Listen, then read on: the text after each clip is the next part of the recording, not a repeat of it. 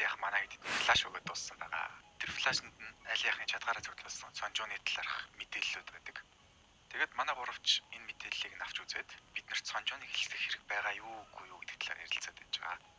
Мэдээж сонжуун 5 сая дагагчтай хүмүүсийн хайрыг татсан алдартай хүн болохоор илчлэн гэдэг хэцүү. Харин бас нөгөө талаараа амжилттай илчилж чадвал манай хэдийн нэр суугасна. Тэгээд манай гурав ярилцж хагаад сонжуунд Айлиах тоо шиг хаягдахаас өмнө сонжууныг хаяа гэж санал нэгтэйгээр шийд. Манай хэд 500 мянган сабтай болсон болохоор K-Star гэх стримруудын ивэнтэд оролцох хурлага аваад энэ ивэнт дээр олон хүний өмнө сонжууныг илчлэхээр шийдсэн байгаа. Энд нь дөрвөн асуудал болцоод манай хоёр ч гэсэн болцож байгаа юм шиг санагдсан болохоор гайл ичингүүрээ айл. Харин хобби юу ааж мэдээгүй. Бүр нүрэнд нь маргаж ганааж маа. За тэгээд стримруудын шагнал гардуулах ёслол эхлээд манай хэдийн стримийн их цаг нь болжээ. Мэдээж 5 сая сабтай сонжуун шагналын аван тэгээд тайзан дээр гараад үг хэлж явахдаа чөлөө цагаар вайрлал хэмжлүүдийг үзэх дуртай гэж хэлээд хоббинийг тайзан дээр дуудаад гаргаад ирдэг. Одоо ингээд илүү олон хүний анхаарлыг татчихж байгаа болохоор харин азны юм болсон юм шүү. За тэгээд манай хүн шууд сонжууныг эхлэх ажилд аварлаа даа. Айлиахын өгсөн флашн дээр манай хүний сувгийг булаах ажлыг сонжуун зааварчилж явуулсан гэдэг тухай баримтайсан бөгөөд тэрийгэ хэлээд яг баримтаа харуулах гэсэн чинь сонжуун инээснэ энийг нь пранк байсан юм а гэдэг үзэгчдээс уучлалтгүйгээд хөнгөө аргалцдаг. Үзэгчтэн ч гэсэн сонжууныг тийм зүйл хийх хүн биш гэд бүр итгэсэн болохоор зүгээр л пранк байд гэж бодоод өнгөрнө. За тэгээд төлөвлөгөөнд бүтлгүүцсэн манай эдчүүд ингээд дайсны боссын гарт орж байгаа юм да. Тэгээд манай хэдийг нөгөө хоолны газартаа аваачаад бүр жижигрүүлсэн бичдэг. Дээрээс нөгөө сонжуунч бүр хамуудыгаа дутцаа. Миний ар нуурын тутаг зоочход зүгээр явна гэж бодсон юм шиг үстэй. Нүдэн дээр минь суугаа устгах чаад яв гэж сүрдүүлээд ээж хат ашгүй нэг манай хэд орж ирнэ. Сонжууны хийж байгаа ажил нь таалагдсан болохоор манай хүн өөр ингэсэн компанитай болохыг хүссэн юм гинэ. Тэгээд тэрийг сонссон айлын хүмүүс гайхаад дээрээс нь манай ээж гэсэн давхар гайхаад ийм компани нэгж байгаа хоббинес бусд мдээгүй болж таарлаа. За тэгээд юм хон болох нөхдөд рүүмийн стрим хийжсэн болохоор нөгөөд нь нэрээ бодоод дараа уулзнаа гэдээ яваад өгдөг. Харин манай хэд хоббинийг барьж аваад яасан дураараа компани гэдэг нөхрөө гэж шийдгээд байж байгаа юм. Тэг хүн бол цаана тэр навчтай адилхан юм а гэжсэн хоббиний монтажийг үзээ сууж идэг. Яг хинтээ адилхан юм бол.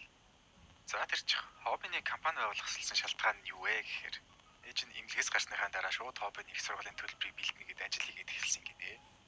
Хоббийн хэдий сайн монголч гэсэн YouTube-нд байхгүй бол хинч биш болно гэдгээ мэдж байгаа болохоор аль болох хурдан хангалттай их мөнгө олохын тулд компани байгуулахаар шийдсэн юм байна л да. Тэгээд энэ тухайга нөгөөдтэйгээ ярилцаад бүгдээрээ өөр өөрийн ашиг сонирхлын үүднээс энэ саналыг зөвшөөрдөг. Ингээд сонжуун болон хоббиний компаниудын хоорондын дан эхэлж байгаа та. За тэгээд менежер чинь захирлалцсан болохоор бомми дээрээ гүйж битүү анграстай. Боммиг гэрт нь өргөжөхгүй явж хахад бомми манай сургуульд чи яануу гэдэг ютубер байдаг штэ чи мэдэх үү гэдэг. Тэр нь нөгөө сонжууны хүмүүсийн нэг бөгөөд бас манай дараагийн бай юм аа. За ингээд хоббийн боммиг гэрт нь өргөжөчөхөд буцаа явж хахад нэг хүн толгойд нуу төглөөд аваа явчихнаа. Хоббийн бол найзууд нь пранк хийгээд байна л гэж бодоод байгаа. Тэгээд толгойн хуудыг авсан чинь юу вэ? Нөгөө мөнсөний багш логин чинь шалтан бийж идэв. Тулааны техникүүдээ хаанаас сурсныг мэдмээр байгаа гинэ. Дааж манай хүн англи мэдхгүй нөгөө логин солонгос хэл мэдхгүй болохоор хоорондоо ойлголцохгүй. Тэгж орчуулгын ап байдгийг санаад ашгүй нэг юм хоорондоо ярилцж чадгаар бол. Тэгээд логин би чиний фэн шүү. Тулааны техникүүдээ хаанаас сурсан гэсэн чинь хобби бас муу санаалаад дахиад багшийнхаа нууцыг өөр хүнтэй хуваалцахгүйгээд өөрөө зодолт сурсан л гэдэг аваа. Тэгсэн нөгөө логин хэрвээ чи үннээ хэлсэн бол би чамд шин тулааны техникүүдээ заах байсан. Гэтэ худлаа хэлсэн болохоор чамаг одоо энэ хонголд болно гэж амир мэрэж яхад нууцныхын зэнийг дуусчихнаа. Ингээд одоо ойлгуулж чадхаас болохоор логи яахаа мэдэх байгаад за чамаг дараа дахиад хулгаалъя гэснээр хоббиний явуулчихдаг. Хоббин ч гэсэн снайпер дээр ирээд бандажнаас өөр хөвцсөхгүй шалтан UFC-г аврах лог намайг хулгаалаад нэг гартаалаа нөгөө гартаа ташуур байраа сүрдүүлээ битүүр орчуулгын апар хоорондоо ярилцсан гэж хэлсэн чинь нөгөөх нь итгэдэггүй ийм юм ч одоо яаж ч итгэх вэ. Ингээд байж хат нь бомбоос захиа ирээд нөгөө дайсны царайлаг залуу жи януутай хамт талаарыг ойролцоо сайн дурын ажил хийхээр болсноо хэлдэг. Тэр ажил дээр нь януу дээр огтуд шаваал бомби дээр хөвгүүд шаваал хүрч ухмаа чах. Харин манай хобби бас хурган харттай юм болохоор нөгөөдөлөө зугаалгаар явъя гэд сайн дурын ажил хийх газрынхад хажуухад ирсэн амарч идэг. За ингээд оройчлоод бүгдээрээ хов хаймиг хийгээд теххэн харин гадаа ганцаараа нууцаар бичлэгээ хийгээд сууж идэг. Цаа ч бас өөрөө гэсэн сувгтай болох гээд өөрөөсөө гэрижлээ л сууж байгаа. Яг ингээд өөрөөсөө гэрижлээд байж хат нэг хүн инээхэр гүгэд очиад харсан чинь нөгөө януу зогсож байгаа тэр. Уг нь инээс хүн януу биш ягаанаа байсан юм билээ л дээ. Ягаанаа манай хэдээс өшөөгөө авахд бол араас нь нууцаар дагаад явж байгаа. За тэгээд тех хүн жууртай юм болохоор шууд очиод үстэж яваад үсэндээ энийгээд байгаа гэсэн чинь нөгөөх нь уучлаарай л гэж. Бурууг юм гэж юунд ааж уучлахгүй гадаг. За тэгээд тех хүн чи сүр болохгүй зүгээр яваад өгдөг. Харин энэ үеэр далайн ирэг дээр манай охтуудыг салхилаад байж хат 3 нөхөр ирээд хоргоогоод эхэлнэ. Руми бомбер талдаг болохоор уурлаад хөөгд явуулдаг. Харин Гайлиг өмнө залуучууд хоргож байгааг болохоор цаа чи юу ааж ойлгоогүй байж байгаа. Тэгсэн нөгөө гурав нотой хамаашиг ядаргаатай минут болж таарад Хоббин Руми хоёрыг бичлэг хийж явахд ирстэй. Дураараа бидний бичлэг хийгээд байна гэд гайвалнаа. Тэгсэн нөгөө Хоббин чинь бомбын өнгө зодоо ихгүй асуудлыг хил амаараа шийддэг бөөртөө ирүүлж харагдах гээд баахан дагцтал. Нөгөө хэд ч зүгээр яваад өгшинчгүй Хоббиныг дагцтаад байж хахад нөгөө нэг Янов гарч ирээд тэгээд болиулдаг.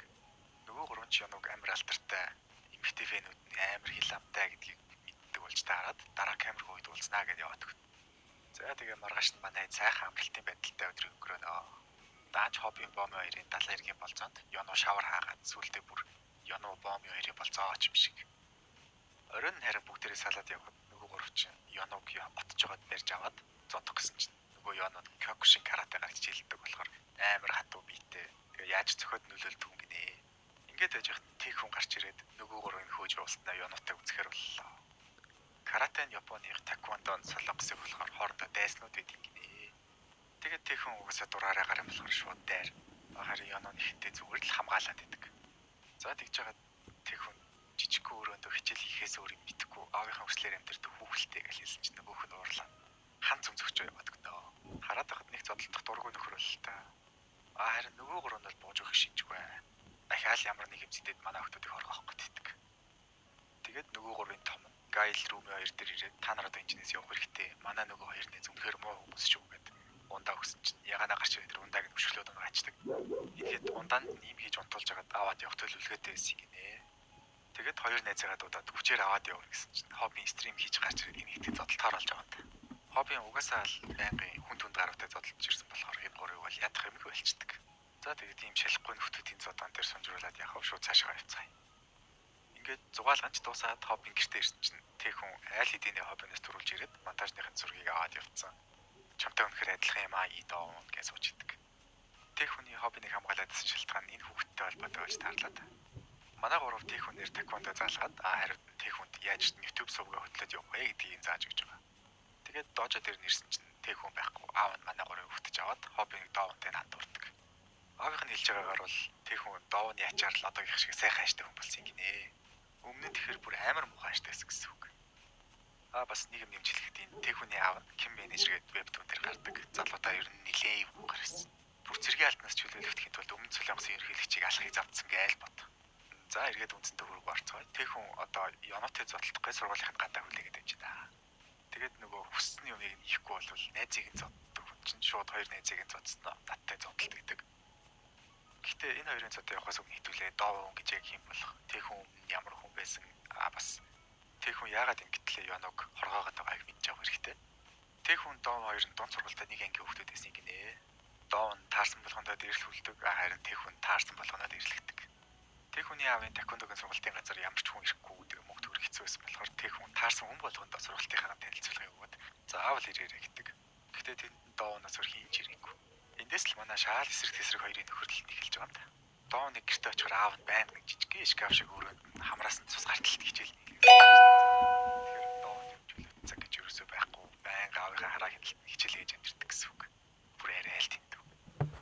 Тэр хүн энийг нь сонсоод ингэж хүүхэлтэй шиг амьдарч байхаараа тэр аавдаа хичээл их дуртай мэл өөрөө хий гэж хэлээж гиснэ. Би ч нэг гоё юм үзүүлээгээд агаар дээр 3 эргэж өсгөлж үзүүлдэг. Энэ өшөглөлтөд тэхэн өөрөө ч төгс эзэмшээг өгсөн шүү. За тэгээд доовны амьдралыг сонсоод үрвцнүү яасан. Тэхэн маргааш нь үсээ бороор бодуулаад ирдэг. Ангийнх нь доовныг бор устэй гэж дэрлэхэд байдаг болохоор ахиж хэнийгч бор усны талаар ярьж чадахгүй болгож байгаа. Тэгээд доовныг авч гарч хичээлийг нь таслуулаад амьдралынх нь анхны эрх чөлөөтэй өдрөө үзүүлдэг. Өнөөх ч үсээ засуулаад чихээ цоололцсон. Бас полог дээрээс нь хоёр охинтой таараад караоке орж марцсан. Аав нь бол давталгаа таслсан гэд нилээл уртай байгаа. За тэгээд дараа нь энэ хоёр автомат төлөвийн газар очдог. Энд тех хүн 500 вон байна уу гэсэн чинь доов нь одоо байхгүй дараа ирэхдээ чамд хүснээр ч олон зоос өгнө гэж хэлдэг. Энэ нөгөө тех хүний 500 вон асуугаад байдагтай холбоотой их чухал хэсэг шүү. Манай хоёр ч ингээд өдрийг сайхан өнгөрүүлээд байж хат гай газар доорс гихчээр баахан мотоциклтэй нөхдүүд хүрээд ирнэ. Түрүүн хальт харагдадсан тех хүний ангийн энэ гурав нөхөр тех хүнийг зодуулах гэдэг энэ үедэд мөнгө өгсөн гинэ. Тэгэд хамгийн гол нь энэ хэдийн донд мөнсөн бичдэг. Мөнсөн орон гэрг болохоор хамаатнытай амьдэрдэг. Харин энэ бүлэглэлийн удирдагчид тэр айлынх нь хүүхэд болж таардаг. Тэгэл гэрээс нь хөөгдөх контролд өмнөөс нь зодоо хийгээ явд юм байлээ. Тэгэхээр манай хоёр UFC дээр уулзахаасаа бүр өмнө тараад зодолж исэн бол тарж байгаа. За тэгээд олон юм ярилгүй шууд л зодолдоод эхэлдэг. Энэ үед мөнсөн холимог талаар хичээллэг байсан болохоор Тэхэн илт илүү байгаа юм л та. Гэхдээ нөгөө талд Доон бас аюулд орсон болохоор Тэхэн хурдан дуусгах гэж байгаад нөгөө 3 хэрэг төгшгөлтөө алдаж хийгээд өөрөө нилээн зодвол. Ингээд ямар ч тач Тэхэн ялаад Доон руу яваад өгдөг. Харин түрүүн булангаас хараад исэн логон гарч ирээд мөнсөнийг тамирчин болгохоор аваа явна. Тэгээд Тэхэн Доон дээр ирсэн чинь нөгөөх нь юу аюулд орох юм битгий л. Нөгөө 3 хэрэг төгшгөлтийг төгсгээд нөгөөдийг зодцсон бичдэг. Даанч Тэхэн нөгөөдгийг харснаа өөрийнх нь хийж чадаагүй юм хийчлээ гэж атаархаад уралчнаа. Хөөрхий Доон хичээлээ тасч зодоо хийж явсан бас эмэг зүучсэн гээд автаа баахан загнал. Дээрэс нь ганц найт Тэхэн нуурлаад өөртөө ерөөсөө харьцахгүй болохоор бөөнгөө нэг. Тэхэн ч гэсэн муухай ажилласан гэдгийг ойлгоод эвлэрий гэж бодоод байжсэн чинь нөгөө мотоциклтэй нөхдүүд нүшээ авахгүй Дооныг бариад авсан байдаг. Тэгээд Тэхэн мэдээс найзыг аврахаар гарнаа.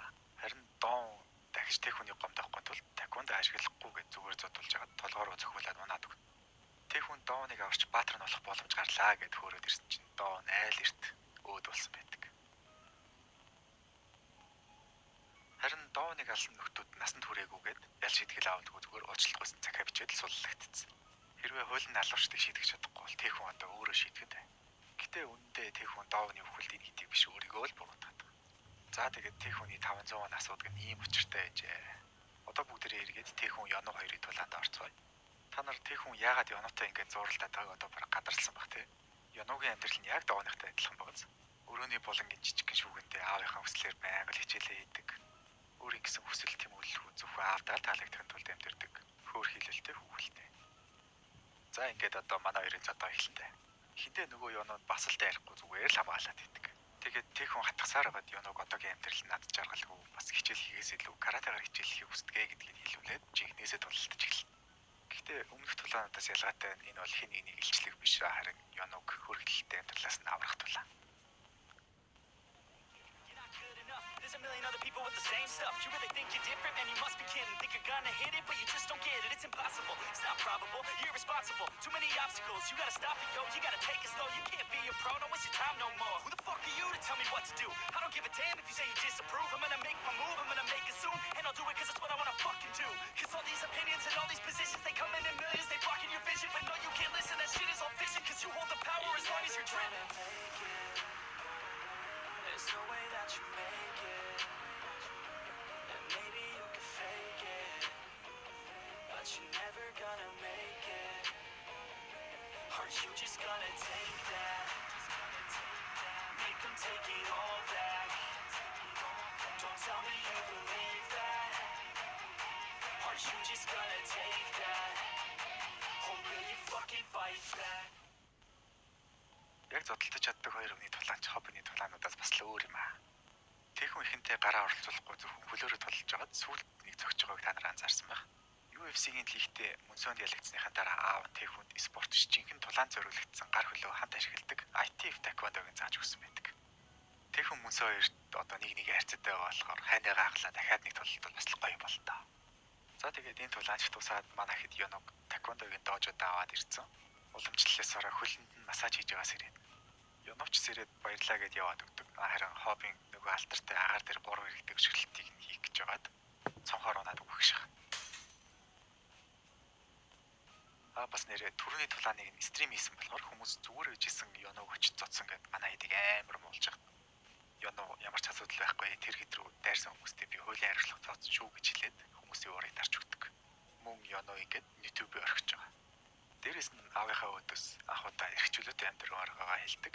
Аав нь мэдээж хагартлаа урлаа. Тэгээд тэр өдөө болгочихлоо гэд Сонжоныг уулзалт хийж явахт нь очиж уураа гаргаад хамтарч ажиллахгүй гэдгийг хэлчихээ яваад өгдөг. Энэ хоёр бол хамтарч тендер аваад мөнгө угаах санаатай байсан байлээ л дээ. Нөгөө уулзалт хийжсэн хүмүүс нь ч гэсэн ажил хэрэг бүх түнч болсныг ойлгоод явах гэтэл Сонжон өөрийнх нь мөнгөөр оролцсон хүмүүсийг зүгээр өгөхгүй гэд бүгдийг зодчдөг.